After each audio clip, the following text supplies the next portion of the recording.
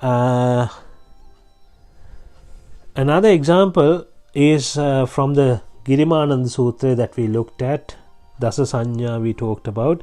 In the Girimananda Sutra, it says Panchaskandhya. To look at Panchaskandhya as anicca, and Pancha Upadanaskandhya aniccanupassana. So we have to look at the Pancha Upadanaskandhya, and we have to get rid of the Upadana bit. So even in the Girimananda Sutra, they are talking about the Upadanaskandhya is what we need to look at. That is another example. And now we have talked about the Sukha and Asada and Dukkha. Now we are going to talk about the Upeksha plus Avidya. How you get attached to Upeksha with Avidya. This is something that people don't really understand, because Raga, attaching with Raga is easy, attaching with Dvesha is easy, it's very obvious. But how do you attach to Upeksha or a neutral with Avidya? So this neutrality is something to do with the situation now. So you think, okay, I'm not going to attach to anything with Raga, and Dvesha is also not good. I'm going to let everything go, and I'm going to go to a forest and stay calm and quiet without disturbing anyone. I want to be alone, peaceful. So now you're attached to this with Avidya.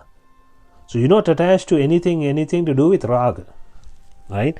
You're not attached to anything to do with Dvesha, but you're attached to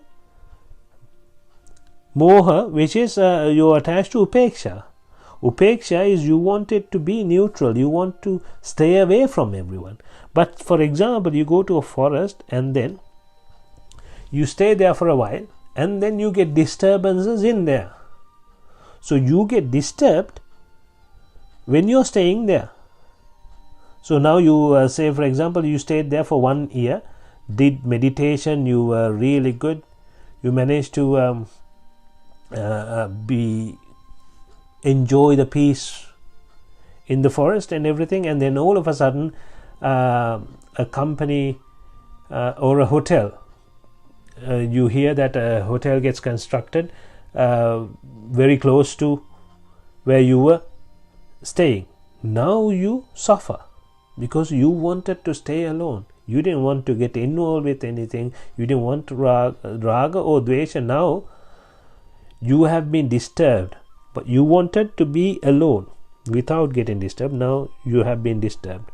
So this is what upeksha, attaching to upeksha with avidya is, because there is still an attachment, and that will create a problem if they don't get what they wanted, right?